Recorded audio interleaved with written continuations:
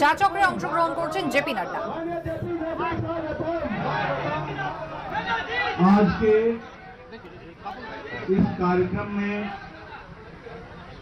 चाय चक्र में मेरे साथ उपस्थित भारतीय जनता पार्टी के जुझारू अध्यक्ष और सांसद भाई दिलीप घोष जी, हमारे सांसद श्रीकांत मजुमदार जी, हमारे बहुत ही जुझारू यहाँ के अध्यक्ष सुमित दास जी,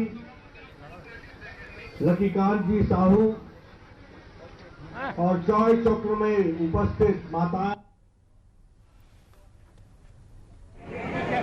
लकीकांत जी साहू और चाय चक्र में उपस्थित माताएं,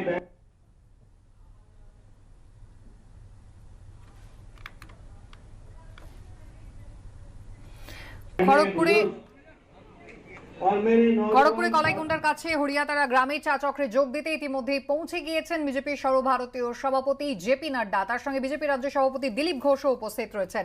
গতকালই বঙ্গে সফরে এসেছেন জেপি নাড্ডা। গতকাল তিনি বীরভূম গিয়েছিলেন, তারাপীঠের মন্দিরে পুজো দেন, জনসভায় অংশগ্রহণ করেন চিলার মাঠে এবং তারপর আজ সকালেই চা চক্রে অংশগ্রহণ করছেন খড়গপুরের কাছে জেপি নাড্ডা।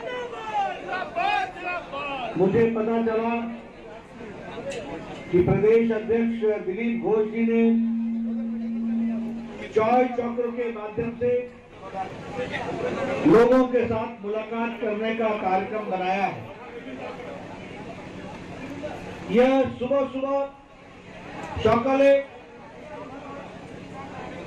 सभी साथियों के साथ मिलकर के चाय चक्र में स्थानीय समस्याओं की चर्चा करते हैं और चर्चा के बाद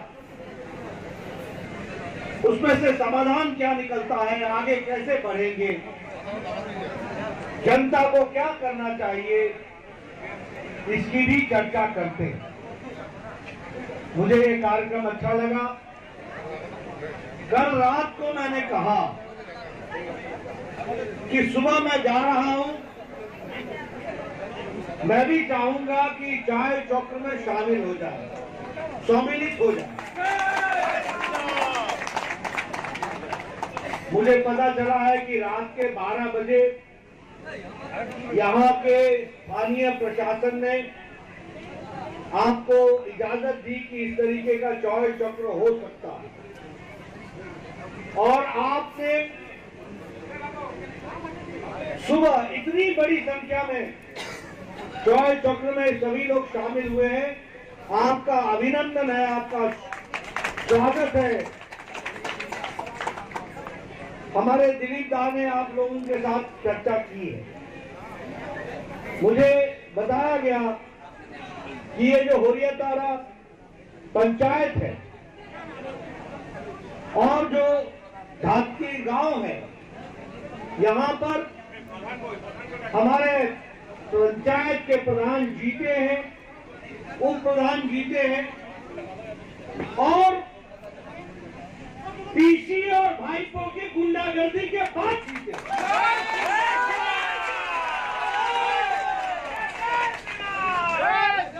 देखिए, आपकी तालियों ने बजा दिया कि मैं जो बोल रहा हूं वो सच्ची घटना है। यानी नामांकन पत्र भी भरने नहीं दिया जा रहा, गुंडागर्दी हुई। जो लोग माटी मानुष के नाम पर जीत कर आते हैं,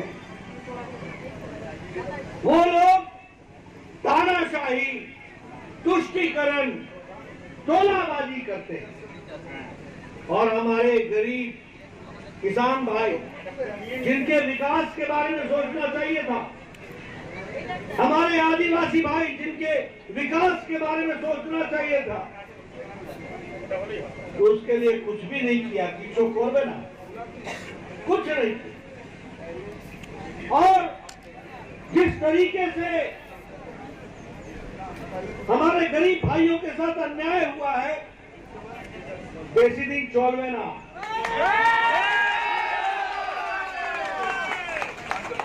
आगे चुनाव आएगा,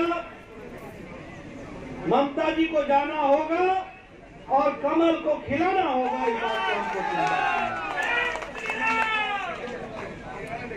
बहुत सी बातें हैं जो मैं आपसे करना चाहता हूं, लेकिन मैं आप लोगों के जोश को देखकर समझ रहा हूं कि जो बातें मैंने करनी है वो आप समझ चुके हैं, आप जान चुके हैं।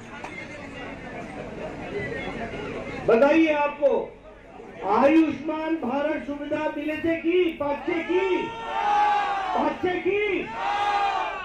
प्रधानमंत्री किसान सम्मान निधि पाचे की मोदी की सरकार असले सभी के सुविधा मिलते।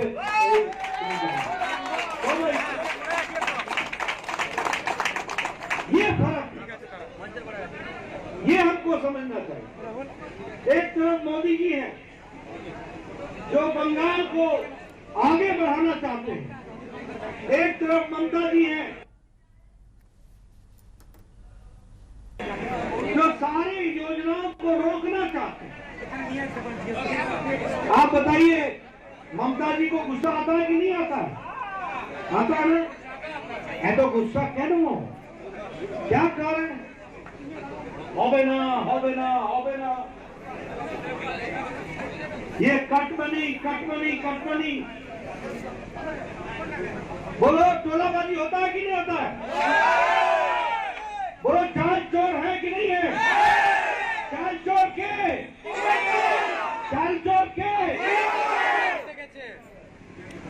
बाली चोर के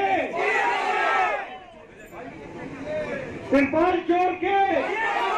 देखो, मैंने नहीं कहा है, ये आप कह रहे हो, ये यहाँ की जनता कह रही है। समय आ गया है कि कट मनी को मई महीने में कट कर दो और आगे बढ़ने के लिए, विकास के लिए कमल को खिलाओ। कमल ही रास्ता है, उसी से विकास होगा। आप बताओ, मोदी जी ने यहाँ पर अभी 2 दिन पहले आए थे, 3 दिन पहले 4,700 करोड़ रुपए का यहाँ पर रिफाइनरी के लिए पैसा दिया कि नहीं दिया? दिया कि नहीं दिया? कितने किलोमीटर का सड़क बन रहा है इस बजट में?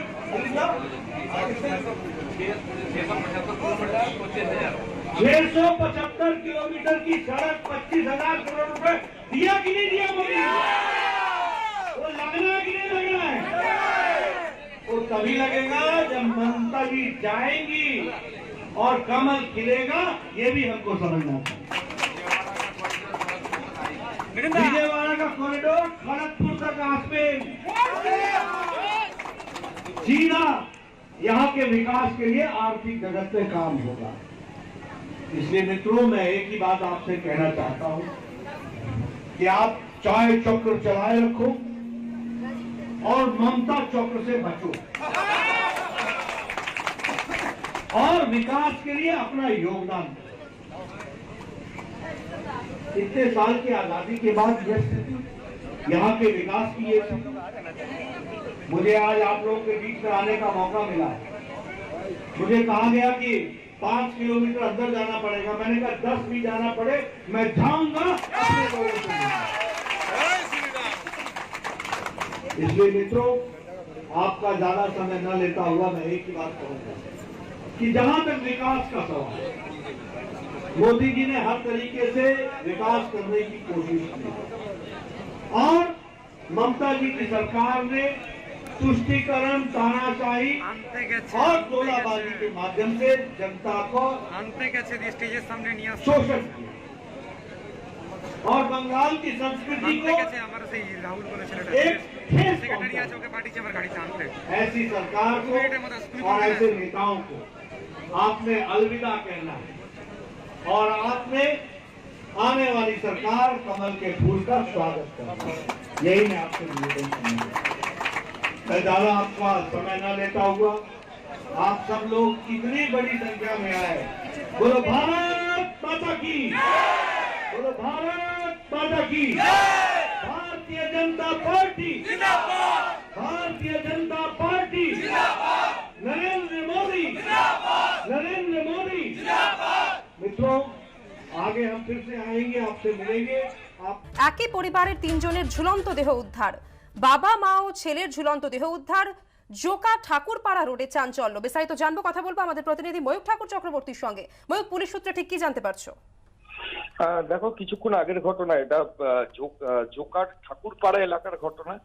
একই পরিবারের তিনজনের দেহ উদ্ধারের ঘটনা ঘটে। এই মুহূর্তে ঠাকুরপুকুর থানা এবং কলকাতা গোয়েন্দা পুলিশের হোমিসাইড শাখার যারা অফিসিয়ালস তারা ঘটনাস্থলে যাচ্ছে। যেটা পুলিশ সূত্রে খবর পাওয়া যাচ্ছে যে তিনজনেরই হ্যাঙ্গিং দেহ, অর্থাৎ ঝুলন্ত অবস্থায় তিনজনকে পাওয়া যায়, বাবা মা এবং ছেলে। একই পরিবারের তিনজনের দেহ বাড়ির মধ্যে থেকে উদ্ধার করা হয়। কোনো সাড়া শব্দ কেউ দিচ্ছিলেন না, সেটা দেখেই প্রতিবেশীদের সন্দেহ হয় এবং তারপর ডাকাডাকি করার পরই পুরো বিষয়টা প্রকাশ্যে আসে। ছাদের পাশে একটা ঘর এবং সেই ঘর থেকেই এরা তিনজন ঝুলন্ত অবস্থায় ছিল, এমনটাই প্রাথমিকভাবে মনে করা হচ্ছে। তবে ঠিক কিভাবে গোটা ঘটনা ঘটলো সেটা নিয়ে রহস্য দানা বেঁধেছে। ইতিমধ্যে ঠাকুরপুকুর থানার পুলিশ, হোমিসাইড শাখা, গোয়েন্দা শাখা তারা যাচ্ছেন, পুলিশের উচ্চপদস্থ কর্তারা যাচ্ছেন। এরা আত্মহত্যা করলেন নাকি অন্য কোনো ভাবে এদের মৃত্যু হলো, তার জন্য বিভিন্ন পারিপার্শ্বিক তথ্য প্রমাণ সংগ্রহের প্রক্রিয়া শুরু হচ্ছে। ধন্যবাদ ময়ূক। এদিকে আজ থেকে দর্শনার্থীদের জন্য খুলছে বেলুর মঠ। করোনা কালে টানা 192 দিন দর্শনার্থীদের প্রবেশ নিষিদ্ধ ছিল, তবে বেলুর মঠের দরজা খুললেও কোভিড পরিস্থিতি মানতে হবে কিছু বিধিনিষেধ। সকাল 8:30 থেকে সকাল 11টা এবং দুপুর 3:30 থেকে বিকেল 5:15 দিনের এই দুটি নির্দিষ্ট সময় ঢোকা যাবে বেলুর মঠে। মূল মন্দিরে বসে ধ্যান করা যাবে না, আরতি দর্শন হবে না, আপাতত প্রসাদ বিতরণও বন্ধ থাকবে। সামাজিক দূরত্ব বজায় রাখার জন্য আপাতত সন্ন্যাসী মহারাজদের পায়ে হাত দিয়ে প্রণাম করা যাবে না। এছাড়াও করোনা আবহে বেলুর মঠে 4টি গেস্ট হাউসে অতিথিদের প্রবেশাধিকার দেওয়া হচ্ছে না। অন্যদিকে তারকেশ্বরে শিব চতুর্দশীর মাসখানেক আগে থেকেই আজ খুলে যাচ্ছে তারকেশ্বর মন্দিরের গর্ভগৃহ। করোনা আবহে দীর্ঘদিন বন্ধ থাকার পর মাস পাঁচেক আগে মন্দির খোলে, কিন্তু গর্ভগৃহে প্রবেশের অনুমতি ছিল না। তবে গর্ভগৃহে প্রবেশের জন্য করোনা আবহে কিছু বিধিনিষেধ এখানেও জারি করা হয়েছে। শুধুমাত্র ফুল, বেলপাতা এবং জল নিয়ে প্রবেশ করা যাবে, জ্বালানো যাবে না ধূপ এবং মোমবাতি। গর্ভগৃহে একবারে 20 জন করে দর্শনার্থীকে ঢোকানো হবে। করোনা সংক্রমণের জেরে মাস চারেক বন্ধ থাকার পর জুন মাসের একদিনের জন্য খুলেছিল তারকেশ্বর মন্দির। সংক্রমণ বাড়তে থাকায় পরের দিনই বন্ধ হয়ে যায় মন্দিরের দরজা।